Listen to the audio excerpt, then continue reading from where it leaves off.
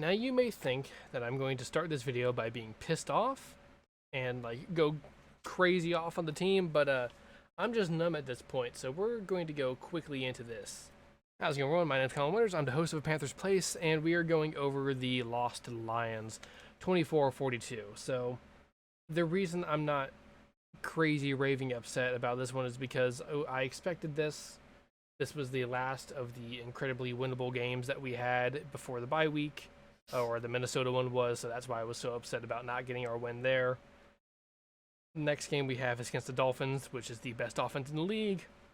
So I wasn't expecting victories these past 2 weeks, so I'm not all too upset. The problem is mostly just how we lost and how disappointing it is. Now, I want everyone to keep in mind, we just faced a team that is top 5 in offense and defense, so of course our team had troubles with it, especially with the injuries we had on defense, and that's what we're going to go into right away first. My point one today is the defense. First things first, an issue that we've seen for the past 5 or so years, we have no run defense. And that was a huge point this game because we let up a huge run in the beginning of the game to David Montgomery, and then later on during the game just could not stop him from getting good chunk plays and battling through. And frankly, tackling wasn't that good either. The only person who was a secure tackler in this game was Von Bell, the safety. There was a few good tackles made by C.J. Henderson, Troy Hill, stuff like that. But when it came to like real secure tackling in the open field, only Von Bell could do that. And while our secondary is injured, one of the things that you could praise Evero for was the fact that he was able to make his men step up. The backups that play on defense played like they could be fringe starters. Not full starters, mind you, because I'm not going to be insane and say that, he has Deshaun Jameson playing like Jalen Ramsey, because he doesn't. But still, in the last game, we saw that he was able to take a pretty battered up secondary and still do good against the Minnesota Vikings wide receiver core. And I thought we could have seen a little bit of that today, especially because the wide receiver core of the Detroit Lions is not as good as the wide receiver core of the Minnesota Vikings, but it just didn't pan out that way. Sam Franklin didn't have as great as a game as he did last time, of course, because you can't really top a 99-yard pick six, but still, he had a few good tackles at the line of scrimmage, but didn't do too good in coverage. Same thing for Deshaun Jameson, who seems to have had his height really fail him on one of these plays. It looks like he was trying to go for the interception, but ended up falling a little bit too short, so to speak. So a little bit of issues there. Those were the two main secondary backups that were really putting in starting roles and started a large portion of the snaps on defense today. So those were, the main injuries. Of course, you have the fact that we didn't have Shaq Thompson, which probably incredibly hurt our run defense and stuff like that. But in the end, we still let up way too many points. 42 for any NFL defense. You shouldn't be letting your opponent getting anywhere near that. Point two I have is Miles Sanders. The Panthers are falling into the trap of, we paid this guy a lot of money, even if he sucks, we're going to keep putting him on the field, and we shouldn't be doing that. Currently, Miles Sanders is just doing god-awful for the Panthers. I don't know for what reason, I don't know why, but he has no vision at the moment. He's having some fumbling issues, which was already something that he had previously that we thought wasn't going to be that big of a deal. And at the moment, we're seeing that using Chuba Hubbard and Laviska Shenault in our running back styles is holding a lot more fruit than it is putting Miles Sanders out on the field. I've seen wide open holes open up in the middle of the offensive line, and he still decides to go run into the back of Calvin Throckmorton. I don't know why. He just continues to do it every game. On my live stream, I said because I thought he's still used to the fact that playing behind Philadelphia's line, he could actually run behind the backs of his offensive linemen. They would bully anyone out of the way for him. But he has to understand that he's not playing with that elite offensive line anymore. Our guys are doing the best they can with how battered they are, and he's not able to just trust that they're going to bully everyone out of the way. He needs to find the hole himself, and he doesn't seem to be doing that. Point three is play calling. Play calling seemed to get a little bit better this game. There was a lot less halfback dives, and there was a lot less random halfback screens. There were still a few too many screens, I will add that, and one screen was a really stupid play call that led to an interception, but that will be a different point for, next. But really, the play calling was actually a little bit better. It's actually a little bit of a positive point this game. We saw the playbook open up a little bit, saw new plays that we haven't seen before. I'd still like to see more rollouts for Bryce Young because he seems to be really good at doing that, but that also means you have to have the receiving and tight end core to be able to do those rollouts properly, and if we don't have that, then that we kind of rescind that point because you don't want to do that if one side's good and the other side's shit.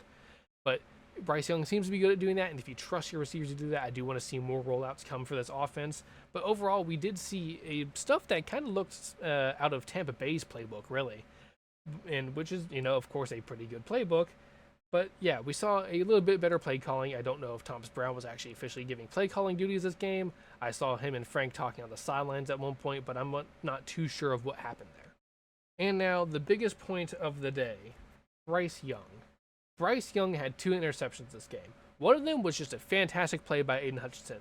An argument could be made that Bryce should have just thrown the ball away instead of trying to force it into Ian Thomas, but he saw his man was open and trusted him, and he tried to get the ball to him, and Aiden Hutchinson just made a great play. He stabbed his hand out to defend the pass, and they got a good bounce off his forearm, which he then brought in for the interception. I can't blame Bryce Young too much there. The only thing that I said, like before, could be that you would want him to throw the ball away instead of actually make that pass. But no matter what, really, I put that more on just Ian Thomas not really doing a good job with his assignment for that play call, and Aiden Hutchinson just making a really fantastic play as a defender to get that hand out to stab the ball and then bring it in himself. The other interception he had, on the other hand, was completely his fault. That was a 100% quarterback mistake. He didn't see the correct coverage. He didn't see the man. He threw the ball. Dude went up, picked it off. Just completely Bryce Young's fault. But it's a rookie mistake. You can try to say it's on its height, but I bet plenty of quarterbacks in that same scenario would probably make that same pass and would probably get it picked off as well. It was just a bad read, and that happens every now and then from quarterbacks. And I do not want to hear the whole, oh, but CJ Stroud hasn't thrown an interception yet. I don't give a flying fuck. I don't give a salamander guzzling fuck.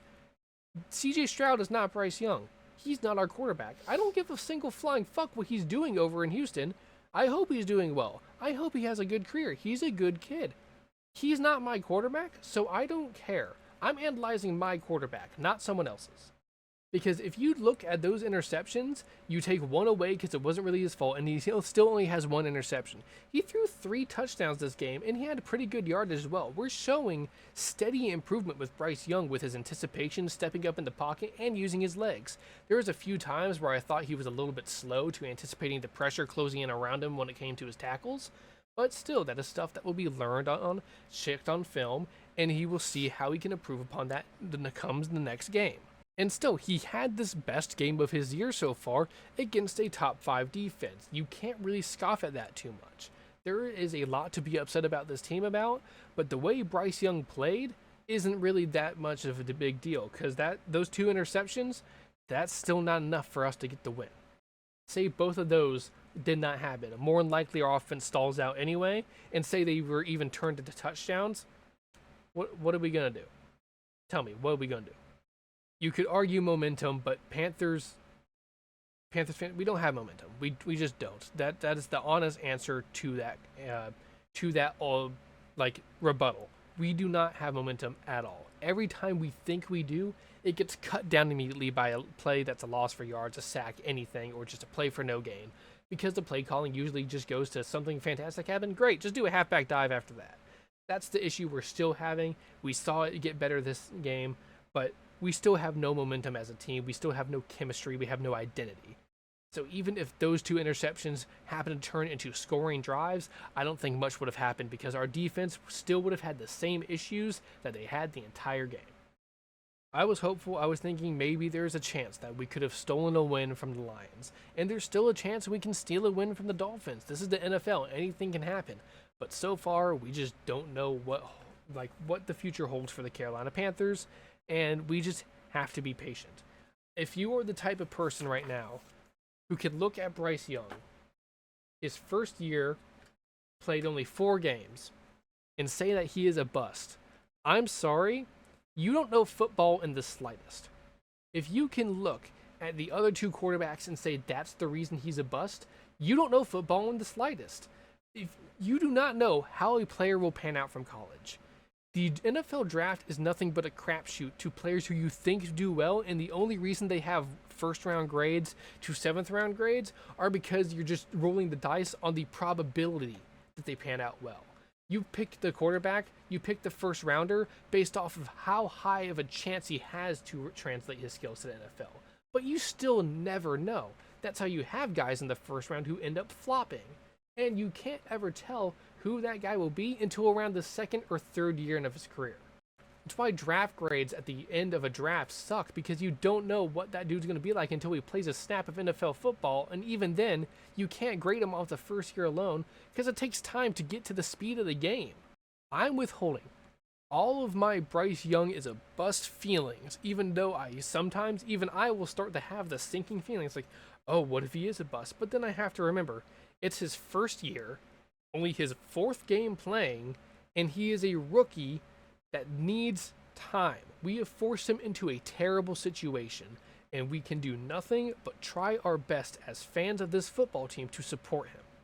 So if you're the type to go on Twitter and scream Bryce Young is a bust and start putting up those pictures of the CJ Stroud edits in Panthers uniforms, you are a reason that this team has a toxic, no identity fan base. Because the least you can do as a fan is try to protect and support the players who are actually giving it their all on this team. I don't expect much to change between this week and the Dolphins week. I expect a lot to change over the bye week if anything does. But if it happens, it's probably going to be then and not this coming week. So all I can hope for is that we continue to see the game plan be changed for Bryce Young to be a little bit more inventive, be a little bit more of an improviser type quarterback like he was in Alabama, and see what he can do with that skill set instead of being relegated to just a pure pocket passer that he's not supposed to be.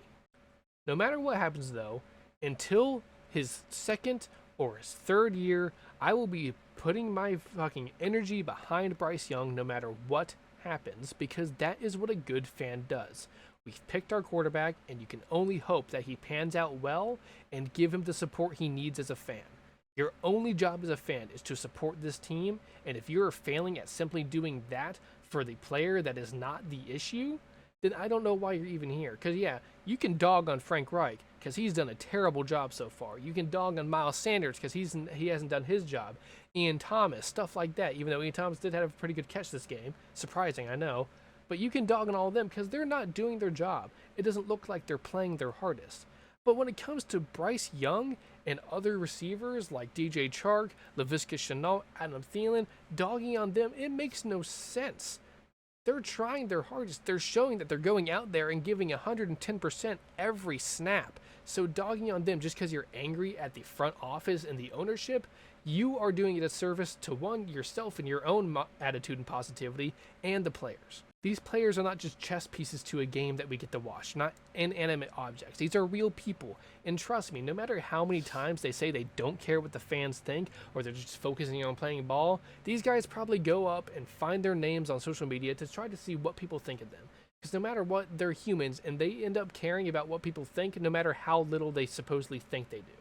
And if the way we treat the players that are trying their hardest to play this game for our team and give us everything and do everything for our entertainment, how do you think they feel going onto the internet and social media sites, seeing all of us being crappy fans, dogging on the best players on our team that are trying their hardest just because we're not getting the outcome we want due to the facts of the other people's downfalls?